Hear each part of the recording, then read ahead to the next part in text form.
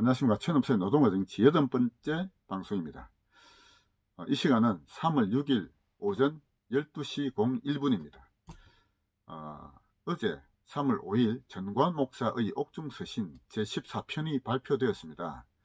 그 내용은 김문수 대표가 광화문 애국 세력의 뜻을 저버리고 홀로 우리 공화당으로 가버렸다. 황교안에 이어 또다시 정치인의 배신을 맛보았다. 이런 내용이었습니다. 참으로 충격적인 내용이었다고 생각합니다. 거기에 대하여 자유통일당의 성찬경 쪽에서 그것이 전광 목사님의 진실된 뜻이 아마 아닐 수도 있다.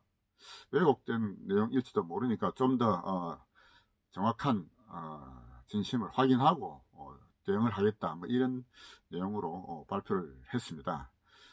그리고 또 광화문 집회입니까? 거기 어느 변호사분이 나오셔가지고 정관 목사님과 실제로 자기가 면담을 해봤는데 아직 김문수 대표를 신뢰하고 있다. 뭐 그것은 좀 왜곡되었다. 또 이런 방송을 하더라고요. 그런 내용을 하더라고요. 또 그런데 이제 김경재 그 총재가 이봉규 TV 나와서 또 하는 얘기 들어보니까 또 그것도 아닌 것 같기도 하고요.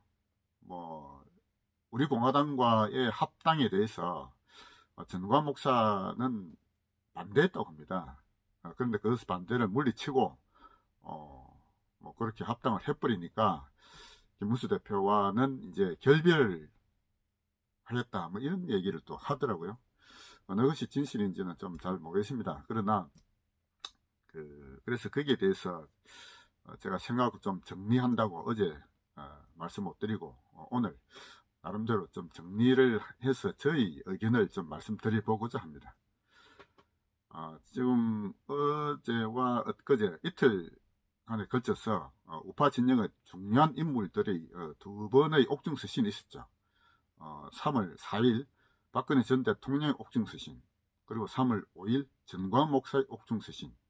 그 두 가지가 우파 진영에 좀 큰 영향을 좀 미칠 것이라고 생각합니다. 박근혜 대통령 옥중서신을 보고 제가 바로 앞에 79번째 방송에서 그런 내용을 말씀드렸습니다만, 그 옥중서신을 통해서 다시 한번 박근혜라는 인물이 참으로 큰 인물이다 하는 느낌을 가지게 되었고요. 거기에 비해서 우리 대한민국의 좌파 우파 모든 정치인들이 다 그 앞에 서니까 아주 왜소한 인물로 상대적으로 비춰집니다. 그런데 이제 바로 어제의 전관 목사의 그 옥중서신 14편을 보면 박근혜 대통령 옥중서신과 비교해 보면 더욱더 그렇습니다. 전관 목사가 더 작아지는 그런 느낌을 저는 가집니다. 이번 오는 4월에 그 국회의원 총선에서 전관 목사는 자신과 문재인의 싸움으로 아마 이렇게 가고자 하는 생각을 가지고 있는 것 같습니다. 그래서 옥중에서도 문재인을 끌어넣고 박근혜를 자기 손을 잡고 구출하고 나가겠다, 이런 얘기 했죠.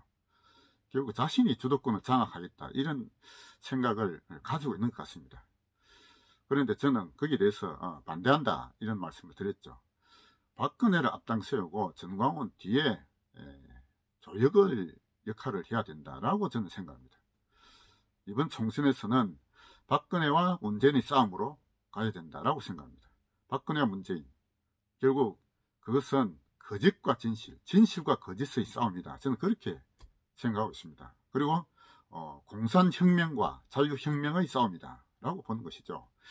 이번 총선에서 박근혜라는 인물을 어떻게 자리매김할 것인지 하는 것이 우파의 가장 큰 과제라고 저는 생각합니다. 그것은 저는 백모 박성현의 자리매김이 저는 옳다고 생각합니다. 백모 박성현은 박근혜라는 인물을 어떻게 자리매김할 것인지에 대해서 그동안 여러 번 밝혔습니다. 다시 대통령을 모시자, 이것은 현실적인 것이 대안이 전혀 될 수가 없죠. 박근혜라는 인물이 그 당시 대통령으로서 했던 자유통일의 추진했던 그런 정책, 그것을 개성하자, 이런 뜻으로 저는 해석하고 있습니다. 자유혁명, 중국을 포함해서 북한, 그 외 동남아시아 모두의 자유로운 사회로 가기 위한 자유혁명을 이끌었던 아이콘으로 박근혜라는 인물을 거기에 그런 상징으로 모시자라고 백모는 그동안 얘기했고, 저도 거기에 대해서 공감하고 있습니다. 그래서 박근혜라는 인물이 그렇게 자리매김 되는 것이 박근혜라는 인물의 역사적 위상에도 맞고, 그것이 진정으로 박근혜를 위하는 길이다 라고 저는 생각합니다. 따라서 이번 총선을 그런 어떤 그 박근혜와 문재인의 싸움, 즉 다시 진실과 거짓의 싸움, 공산 자유혁명과 공산혁명의 싸움, 이렇게 가져가야 된다라고 저는 생각합니다. 그리고 그 우파 진영의 지금 통합의 문제가 있는데요. 물론 박근혜 대통령이 거대 야당인 미래통합당과 힘을 합쳐라라고 주문했죠. 그러나 그것이 다른 모든 우파 진영의 어떤 세력들이 미래통합당에 고개 숙이고 복종하고 들어가라, 이런 뜻은 저는 아니라고 봅니다.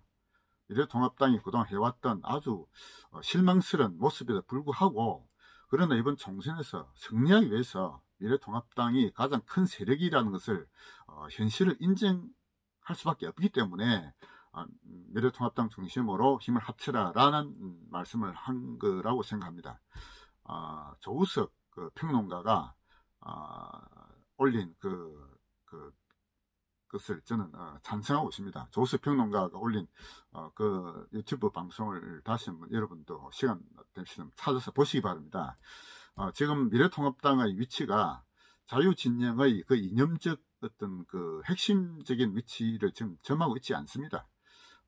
중도를 포용한다라고 해서 일부 좌파도 수용하고, 이게 우파인지 좌파인지 중도인지 그것도 분간하기 어려운 이념적 정체성이 사실상 찾아보기 어려운 정당이 되어 있습니다. 물론 문재인 반대한다는 그 어떤 세력을 여러 가지 모은 그런 정당이지만, 그런 그 우파적 가치를 지닌 그런 이념적 정당이라고 볼 수는 없기 때문에, 이념적 가치를 확실하게 가지고 있는 자유공화당, 현재는 그렇죠. 그것이 정당으로서 든든하게 그걸 가지고 있어야 된다. 그리고 이제 미래통합당과는 선거에서 이기기 위한 선거연대, 이것은 해야죠. 예, 그런 방향으로 가는 것이 저는 옳다고 생각합니다. 그래서 우리 자유공화당의 가는 길도 이번에 선거에서 이기기 위한, 표를 얻기 위한 그런 어떤 선거 전략도 물론 필요하겠지만, 그것보다도 더 중요한 것은 이런 우파적 가치, 그리고 진실에 대한 어떤 확산, 역사적 진실을 바로 알기 위한 어떤 국민 계몽, 이런 것도 저는 굉장히 중요하다고 생각합니다. 그래서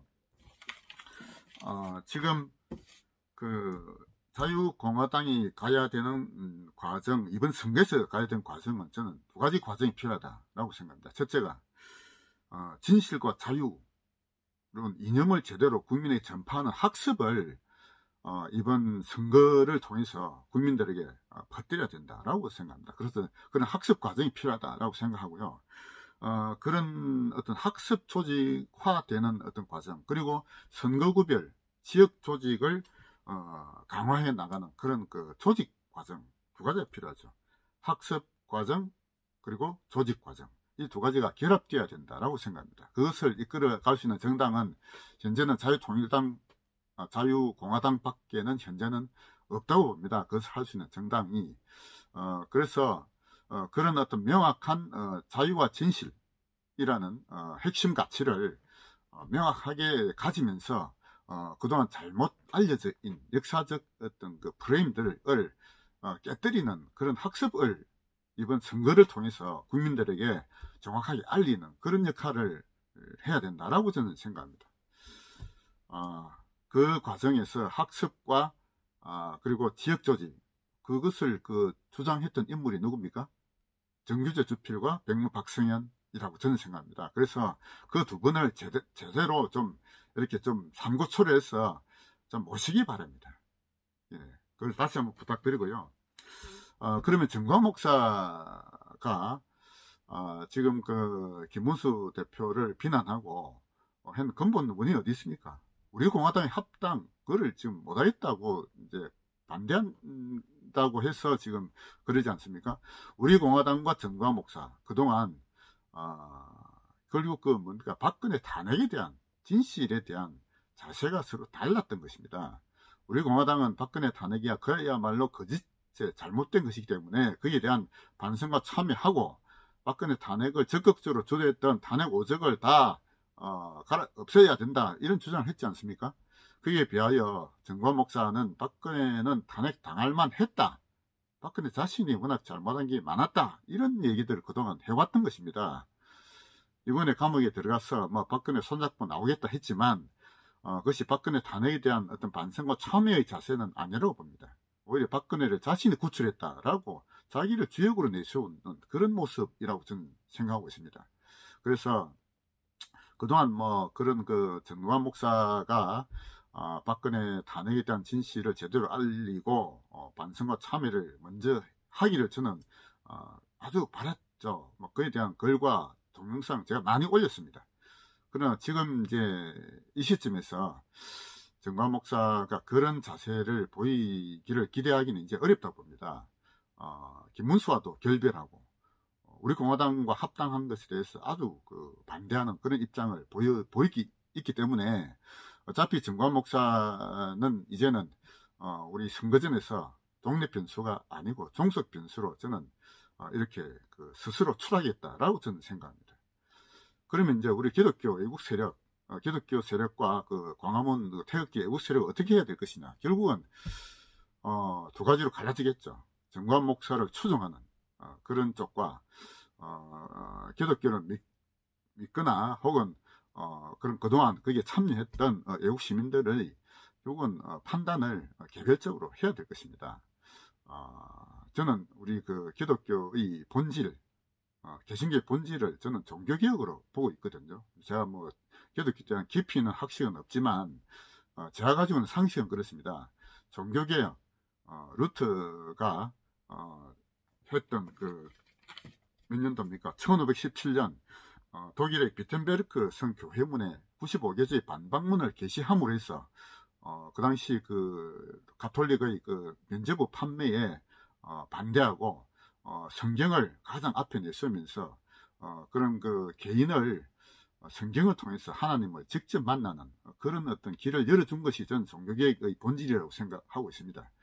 따라서 교회와 목사, 신부가 모든 그 신도들을 이끌어가는 간접적인 신도들은 그런 교회와 목사와 신부의 뜻을 받들고 그게 따라야 하는 그런 어떤 것이 아니라 하나님을 직접 만나게 하는 데까지만 인도하고 각 개개인이 하나님을 직접 체험하는 이것이 종교개혁의 저는 본질이다라고 생각하고 있습니다. 따라서 우리나라의 어떤 개신교의 그 목사님들도 자신을 따르라 라는 것보다는 성경을 통해서 하나님을 각 개개인이 직접 영접하고 그런 자신의 개인의 어떤 존엄을 발견하는 데까지 인도해주는 역할을 하는 것이 저는 참된 목회자의 자세라고 저는 생각합니다. 제가 깊이도 없지만 제가 생각하는 어떤 종교계의 본질이 그렇고 우리나라에서도 역시 기독교인들도 그런 자세를 가지는 것이 올바른 신앙의 길이 아닌가라고 생각하고 있습니다. 따라서 정관 목사님이 아무리 위대한 방향을 제시한다 하더라도 거기에 대한 판단은 각자 개인이 해야 된다. 저는 그렇게 생각하고 있습니다. 모든 것이 100% 올바르고 100% 따라야 된다. 이건 아니지 않습니까? 제가 그동안 방송에서 여러 번 말씀드렸습니다. 좌파는 한 지도자, 한 당이 오류가 없이 무조건 따라야 된다라고 하지만 우파는 그런 자세를 가지서는 안 된다. 개개인의 그 위대한 지도자를 하더라도 각 그 개인의 어떤 그 행동과 말씀 하나하나를 놓고 그것이 옳은지 그른지 우리를 따져보아야 하는 것이죠. 저는 이번 정관 목사님의 옥중서신 14편을 보고 오히려 만약 그것이 정관 목사님의 진심이라면 정관 목사님이 좀 잘못 판단했다 저는 그렇게 생각합니다. 오히려 김문수 대표와 우파 진영 자유공화당이 그런 그 자유의 가치를 기치로 내건 오히려 어떻게 보면은 기독교의 그 색채를 좀 지워버릴 수 있는 어떤 기회가 될 수도 있다라고 생각하고 있습니다. 자유공화당이 현재는 어떤 그룹이냐 하면은 제가 생각도 그렇습니다. 그런 그 자유의 이념을 깊이 있게 학습하고 체화할 수 있는 그런 지식인 그룹과 현장에서 실제로 실천한 활동가 그룹의 지금 결합이라고 저는 생각합니다. 지금 백모 박청년의 그 공명선거당과 지금 아마 힘을 합친다고 제가 들었습니다만 그렇게 가야 된다라고 저는 생각합니다. 따라서 이 방송을 보시는 우리 기독교인분들도 다시 한번 생각해 보시기 바랍니다. 정관 목사님이 주장하는 대로 그대로 100% 따라서는 저는 안 된다고 생각하거든요. 물론 그중에 옳은 말씀은 당연히 따라야 되겠죠. 그러나 하나하나 놓고 보고 이것이 과연 진정으로 우리 우파가 승리할 수 있는 길인지를 생각해 보시고 길을 선택하시기를 바랍니다. 어쨌든 우파 진영, 태극기 진영이 그리고 특히 그동안 기독교인들이 다수를 점하고 있는 태극기 세력이 정관 목사님이 이번에 옥중서 신호를 해서 이렇게 갈라질 수밖에 없는 현실에 대해서는 참으로 안타깝습니다. 그러나 오히려 어떻게 보면 이것이 자유공화당이 진정으로 어떤 기독교라는 어떤 색채를 벗을 수 있는 그런 기회가 될 수도 있지 않는가, 이런 생각도 해봅니다. 제가 기독교를 폄하하고 그것이 잘못됐다 이런 얘기하는 건 결코 아니죠. 기독교인들도 저는 아주 존경하고 그분들 해왔던 것에 대해서 위대한 일을 해왔다고 생각합니다. 그러나 맹목적인 따름, 그것은 저는 아니라고 생각합니다. 옳은 것은 따르고 옳지 않은 것은 따르지 않고 그것은 그 개개인의 결단에 의한 것이 되어야 한다라고 저는 생각하고 있습니다. 이번에 두 분의 어떤 옥중 메시지를 보고 느낀 저희 말씀을 지금까지 드렸습니다. 감사합니다.